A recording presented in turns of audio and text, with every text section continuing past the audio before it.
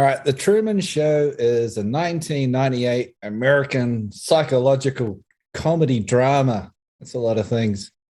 It stars Jim Carrey as Truman Burbank, a man who grew up living an ordinary life that, unbeknownst to him, takes place on a large set populated by actors for a television show all about him.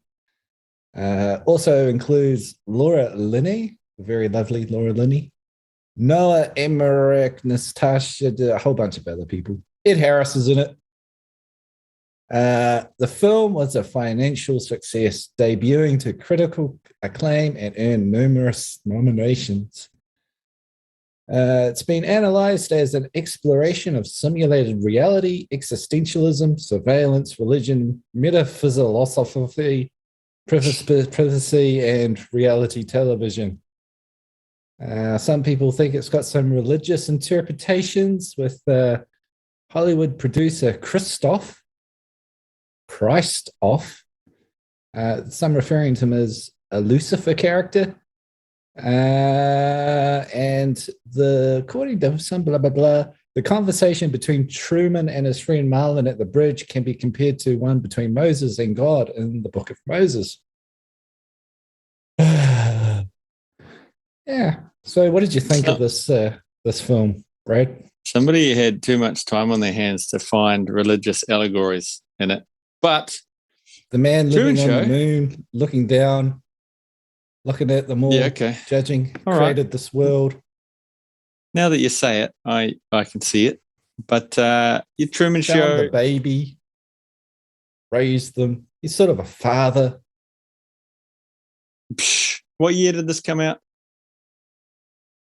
Oh, I thought you'd be listening. I thought at least you'd be paying attention to the crap that I'm spitting out, because it's been a long time trying to. You spend a long time drawing up Wikipedia pages, upwards of 3 minutes, copy pasting from Wikipedia, and you just don't care. 1998, tattoo 98 on. I would have said like 96, but shows what I know. So Truman Show, for me, delightful. Every time I watch it, I find it to be what's the word I'm looking for? It's comfort food. Truman Show is comfort food cinema. Like, I put it on and I just find it delightful. I enjoy Jim Carrey and his antics. Always have. And I think this is one of his first. I'm getting serious, I'm no longer rubber face Ace Ventura. Yeah. And I think it worked. I've always liked him. I can't think of, too many films where I've gone, oh, that's a bad Jim Carrey film. And I think this one's, I'd call it a classic. Over to you. It's a nice transitioning role for him, because it was Ace Ventura before that. And what did he do? He did that other Cable Guy. Cable Guy. Yeah, boy. Yeah. Dumb. No. Cable Guy's brilliant. Yeah, he was doing some very silly things, and this is where he's going dramatic, but he still gets to be quite silly and funny. And it's a nice balance. Somehow it all kind of works, where he does. You feel for him when things are going bad, when his world's getting turned upside down. He does a really good dramatic turn in this. And he also gets to show off his comedy side too. Yeah, I mean, it is a funny film, but with a lot of heart, I think, getting to the end. The whole rewatching it again for this, I'd forgotten how, when you didn't know the twist really. Like, I remember the first time watching it being really drawn in with every moment, and he's on the TV show, and then as each thing is revealed, it sort of drops you deeper into it. But this time when I was watching it, I was like, God, if I didn't know what was going on, if I didn't know the premise of this film, how quickly would I get it? Like, how quickly do they reveal that he's on a TV show? Is it pretty quick? Like, well, I think it's like the opening scene, a light drops out of the sky. Mm. The thing is, you don't get a chance because in the trailers and everything, the promotion, you knew the story before you went into the theater. Yeah. Um, So he's a kid. He's filmed his whole life, right? Every moment of his life. yeah. I mean, do people watch him take a crap and having a shower, and is it like Big Brother? You know, Well, when he finds his first porno in the street, is that on the Truman Show? they said like in the beginning, he starts getting it on with his wife, and then the security guards go, "Oh, you never get to see That's right. anything. The camera They always always turns pan away and looks at the window." One of the things, Yeah. like, I have this. There's a couple reality things that just kind of throw up in my mind when I was watching this. One is like, if this show was real, who would watch it? Because like, what happens in it? Like, his life sucks. His life is completely boring. Real mundane. There's nothing going on. It's kind of like the best they got is 12 years ago. He met a girl who ran off. Her father said she schizo, piled her in a car and drove away. That seems to be the most dramatic thing at this point. Yeah, Until because you get the bit where he wants to escape, that's like 30 years of not much happening.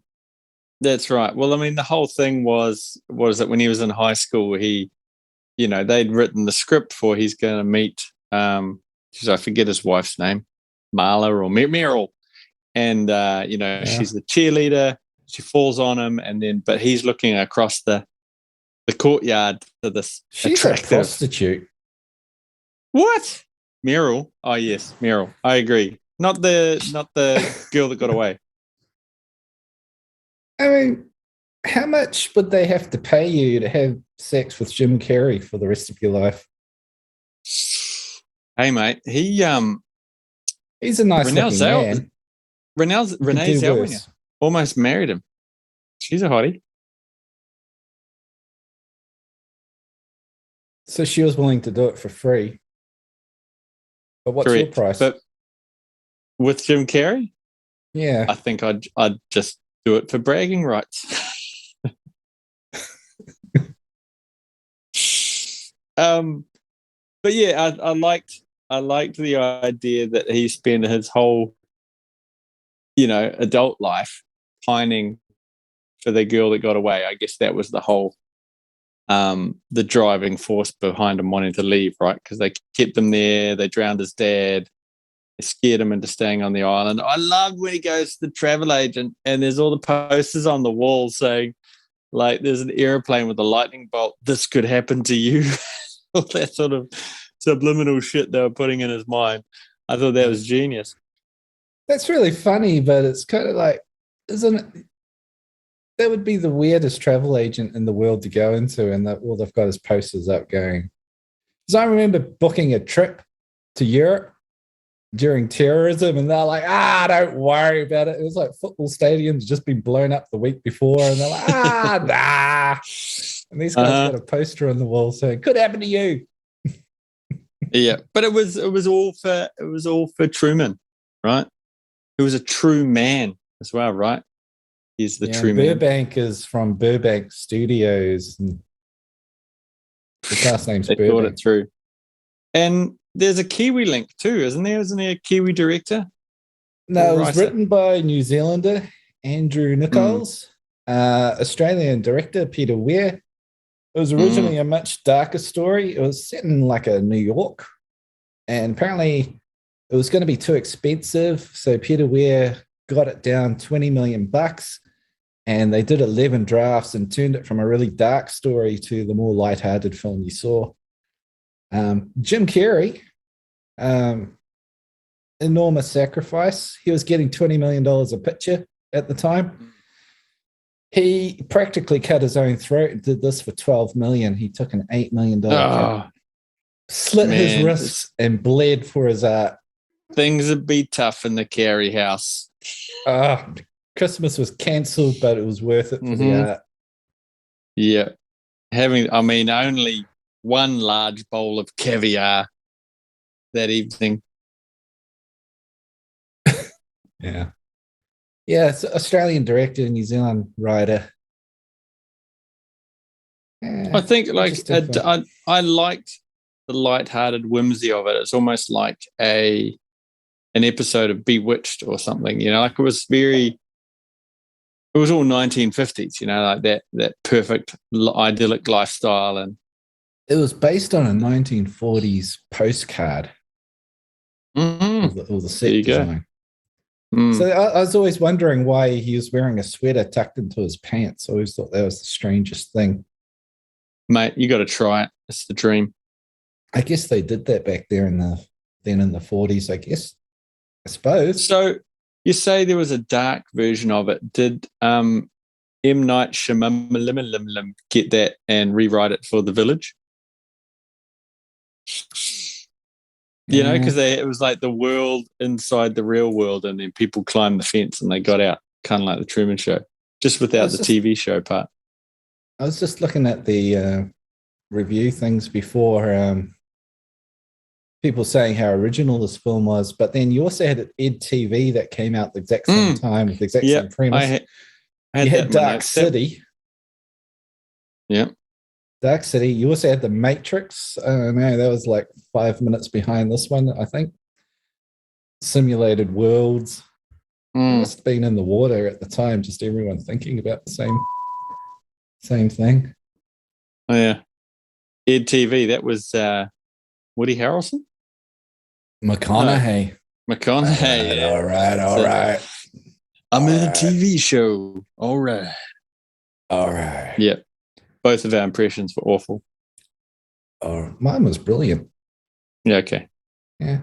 The other thing is, like, apart from who would watch this TV show, because it's so boring, it's like the ethics of it. Whereas you've taken a human baby and you're raising it in captivity, and only one person's complaining, that girl. Like, everyone else seems pretty cool with it. They said there was a scene where people had protested or tried to break the wall over the years. Like the guy jumped in on a parachute, and there's all that sort of stuff. So there was obviously just trying to get on TV more than anything. A free Truman movement. It's like anything. More people are worried about freeing the whales than they are about this young baby. Whales are important. Babies are a dime a dozen. Whales? I hate whales. I think they're bad for the environment, and they should all be shot and killed. They poop in the ocean. The Japanese should have their way with. They do. They poop in the ocean. They ruin the water. Who'd want to swim in it? Ooh. Filthy animals. Yeah. So yeah. They kidnap a baby. Well, it was an orphan baby, so I guess you can do what you want with them, right? That's right. I mean, they gave him a good life, and then they set him free. If you love something, set it free. Do you think, with the current climate of complete morons believing the earth is flat, and how there's a segment of those morons that believing the earth is flat believe that the sky is made up of giant LCD screens, right? So, well, it is, Brad. Do you think the science? Do you think they got that from the Truman Show? Well, I think it came from those books, Discworld, Terry Pratchett. Because in there, their world is a disc that's sitting on the back of 4 turtles, and there's a dome over the top. Like, it's just Discworld. Of course. Science fiction becoming the truth.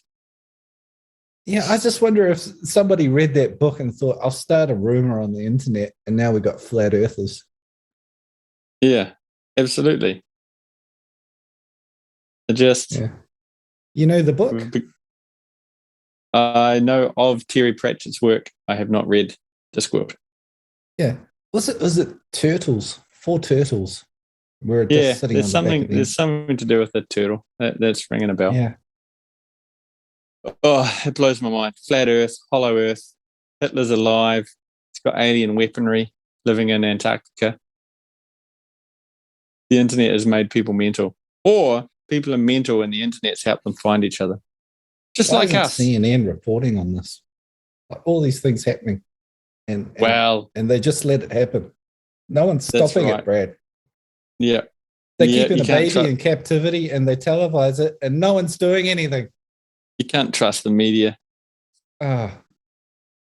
So What do they do when little 15-year-old Truman just pulls his wang out?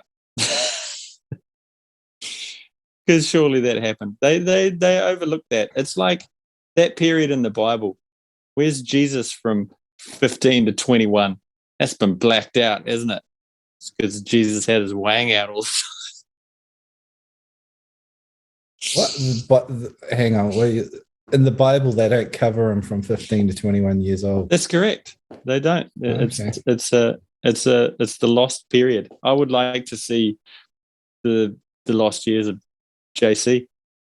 Well, there might have been his hippie years. He was like doing some blow. Look at the pictures of him. He was a hippie the entire time. Backpacking around the country, following the Grateful Dead. I don't know. Creating and smoking weed. Well, what do you think the meaning of this movie is?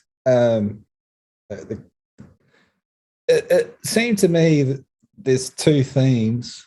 One is they talk about Truman could have escaped a long time ago, but he wants to be inside the box. Like he believes this is his world. Mm-hmm. He should have realized a long time ago. He's just kept himself contained in that box. Right. And is that sort of saying that we all get trapped in our 9-to-5 lives and we could be doing something bigger and grander, but we just choose not to follow our dreams? Bro, you watched a different film to me, but I see where you're coming from. Well, it's the themes that they were talking about. Yeah, I think, I guess if you go, you get, if you spend 30 years doing anything, if you're living a particular style of life for 30 years, it's going to be very hard to sail off and break through the literal wall and enter another, and start fresh, essentially. But it could be beneficial. Or Truman could have walked out that wall and seen the real world and gone, oh, fuck, I should have stayed in there. There's people with guns out here. There's murder. There's, like the real world's a shithole. He absolutely would have gone out and gone, damn, this is way worse. Yeah, imagine like if he was going to escape into the real world and then he'll just be at a desk job a year later. That's right. Or dead. Or he would have written a book and maybe coasted. Oh, look, he would have, got Women's Weekly interviews and probably would have been on Oprah. But, as soon as he left that show, his star would fade pretty quick. And you'd see he'd have an OnlyFans page before you know it.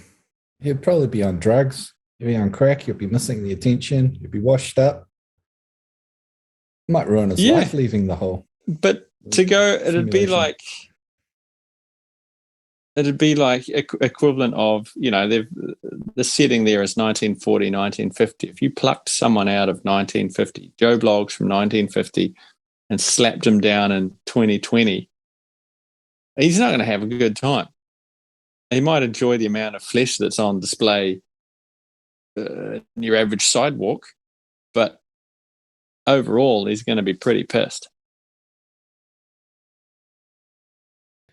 You want to go back into the simulation? Yeah, Truman. Absolutely. I reckon Truman would. This is just me talking. I think he would regret the decision because everything was, maybe not. Maybe when you look at it from that perspective, he was hating it because he was always just pining to go to Fiji and couldn't go. His whole thing from high school was, I want to go to Fiji, I want to travel, and he could never bring himself to do it. So it'd be like you or I going, living a life and then having a profession or something where it's, God, I've always wanted to be a fucking oil painter or a calligraphist or something, I don't know. And you never go and do it. You're always going to want to go and do it. If you don't do it, you'll always have that want. But then if you go and do it and realize you're shit at it or it sucks, then you want to stop doing it. You know what I mean? Mm. Like if you really want to go and see Bob Dylan in concert, and then you go and see him in concert and he's shit. Would it have been better to not go and see him and think it was going to be good, or have gone to see him and had just done it and know it's crap? You got to do it, even if it's crap. That's an experience. That's always what I thought. Even if it's stupid, at least you did it and you can laugh about it later. That's always kind of my opinion. Yeah. True. But what if, in Truman's case, he'd ended the show so there was no going back? So it's like you've got no safety net. It's like leaving and going to a new country with no job and no backup. So you couldn't go, and if it didn't work, you couldn't go, oh, mum and dad, help me out. You'd go and you just fail on your own.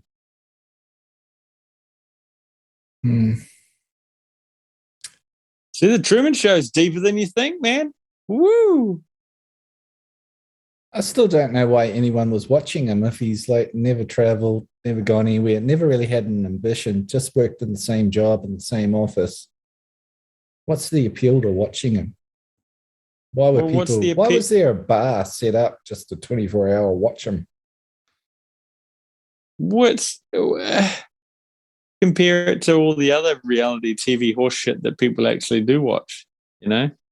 Yeah, it's like the Kardashians. They're like buying cars, and then they're going to fabulous places, and then they're in Paris. They're going down LA. They're opening their store. They're doing a photo shoot. Right. Well, that's the father's Kardashians. An Olympian. You got Ozzy Osbourne, 7. That was the thing when they have like the God analogy, like the producer in the moon is God or the devil or something.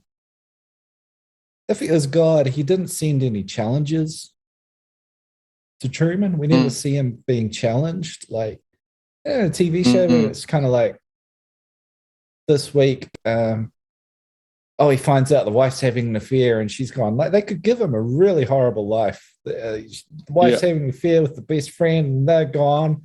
And then there's a new woman and they could be changing it up all the time and having these storylines, but they weren't doing any of that. He was just having this real flat line of life.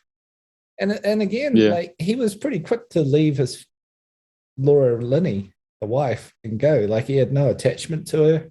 Yeah, at least in the film, which I thought was odd, like they'd supposedly been together since high school. Yeah. And then he's the whole time been pining and wanting to go to this other woman. And it's not until... but he hadn't gone after her, so he doesn't care that much, right? That's right. Well, he did. Didn't he try and get to Fiji or something? Anyway, but it's not until he sees Meryl's fingers crossed in the wedding photo that that's when he's like, right, I'm out. I think that's sort of the pivotal, I'm done, I'm gone. And then he does this whole blazing out in the car thing. And they get him at the nuclear power station. Yeah, I just don't think he felt that connected to any of it anyway. It was just like a confirmation. That's right. She didn't love me. I know it. As you say, maybe he knew subconsciously the whole time that it wasn't real, Like you'd have to think how many times in those 30 years or 25 or however long it's supposed to be did people fuck up and he just sort of dismissed it as something weird or supernatural, It's kind of another thing is like there seems to be a theme with a lot of Hollywood movies that an ordinary life where you got a wife, you got the picket fence, 3-bedroom house and a garage, and a steady job isn't enough. You always need to do more and go outside of that. You need adventure. You need to go out and you need to cross the waters and smash through the wall and venture outside and do amazing things. And, having a stable family life isn't good enough for like a lot of these Hollywood films. Right. But how could we ever be satisfied by a normal life? I think, up until, I think to a certain point in your life, we all have that drive to go and do stuff and succeed.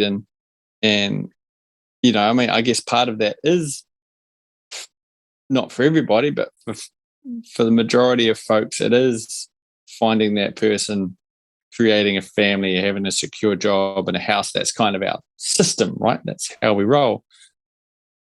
But I think you have drive. You're not going to have drive all the way into your 70s. You're going to have drive that lasts until you're 50, maybe. And then you're like, fuck it. I'm happy with my lot and I'm going to chill out. Not always driving for the next thing. You drive while you enjoy the drive, and then you're happy with your, I don't know, whether you call it your lot or your success or what you've got. You get to a point where you're like, sweet, it's the next generation can have the drive. Like most people can't understand billionaires that have, $1 billion and they're still working 90 hours a week. People are like, well, why don't you just fuck off and enjoy yourself? Why are you killing yourself? Why have you got 90 hours a week? Why have you got so much drive, saying, you loser? Yeah, this film's saying you work 40 hours a week, you've got a beautiful wife, a lovely home, yada yada yada. That's not enough. That's not good enough. Go and do better. Yeah. Hey, so you peons, bargain bin, you scumbags. Hollywood hates you. You fools. You're ruining your lives. You're wasting your lives. Look at us. We're amazing. Yeah. Screw Hollywood. Bargain bin. I'm slapping this with EdTV. It's real easy. What are you double featuring it with? I think I said it before. I said something before, and I thought that's the perfect thing for a double bargain bin thingy. Dark City. Dark City. All right, let's go in the dark angle. All right. Yeah. IMDb, one of the most original films ever. 10 out of 10, 9 out of 10, very good, genius. But yeah, one of the best movies in history. Anything negative? No, it's like 10 out of 10s and 8 out of 10s. Highly rated movie. No division. Everyone agrees. Ordinary life sucks, so you need to escape it at any cost. Escape your ordinary life, you peasant. Throw away your lawnmower. Slap your stupid wife across the face. Kick your dog and run. Lawns are for losers. Yeah. Come to Hollywood. Snort cocaine off a hooker's butt. Get a fake tan. Mingle with McConaughey. Yeah. Yeah, just dump your wife and run off with that chick in Fiji you met 12 years ago. That's sensible. That's it. It's kind of like it's saying chase your youthful dreams when you're an old man. Midlife crisis. Yeah. Yeah. All right. Life is a lot of films about this life is a simulation. Like, yeah, it does feel like we're saying life's not good enough. We need to get out of here. This is crazy. That's just the late 90s trope, though, right? As you said, there was a heap of films that were like that. This is, VR was kind of becoming a thing. It's all, I mean, The Matrix was a game changer, right? Everybody watched that film opening week and just went, whoa, shit, we're living in a simulation. And it appealed to everybody, I guess, because back then in the late 90s, maybe we wanted something, maybe we all. This is 1998, right? We're in 2021. We're in our second year of pandemic, 21 years of war in the Middle East, over longer than that. All this sort of stuff. Like 1998, being trapped in seems pretty good. Yeah. And they're trying to escape it. I saw a meme the other day about some guy just running down, the Matrix, go to the 90s, be hooked into the perfect simulation of 1990. Fucking hook me up, give me my Ray-Bans was his whole thing. And I agreed. Yeah. Okay, so out of 10 cat's meows, what are you? Oh, look, I'd give it a I guess I'd pat the cat and give it a 8 meows out of 10 meows.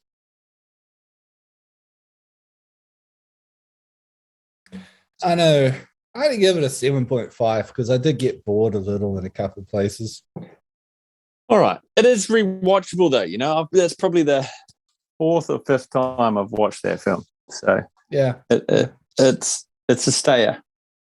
It's a good one, but it does. Yeah. There's a couple of things that just leaves me wondering, like, who would watch that show? What are the ethics behind stealing a child and putting it on TV and no one's complaining? And there's a couple of boring bits I kind of felt, but it's a good movie. I'm sure it's happening somewhere on the dark web. Another rating. What's your favorite Jim Carrey film?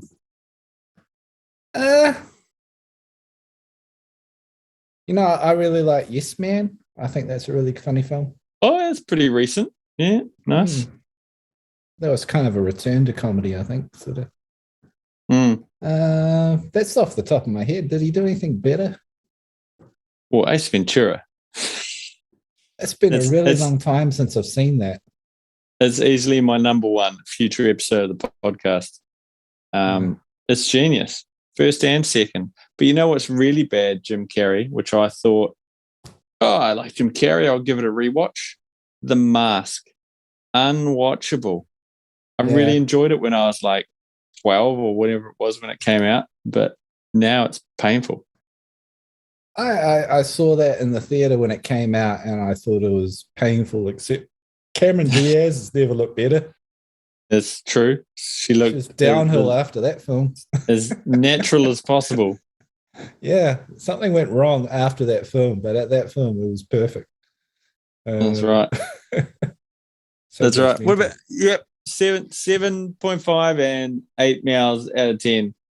Truman Show. Yeah, it's a good Many movie. Meows. Meow meow. Thanks for listening to Pointless and Confused. We believe there's a little thing where you can send a tip if you want. We have no idea how it works. We need cash. Yeah. For whores. And Vegemite. Yeah. And what Good day. No. I've got to tell them the other thing. Oh, what was the other thing? Subscription. Look, you could subscribe if you want to hear the sound of our sweet, sweet voices in your ear. Whenever a new episode drops, you'll be the first to know. Yeah, we're not sure how you do that either, but you'll figure it out. We're new to this. Come on, you guys.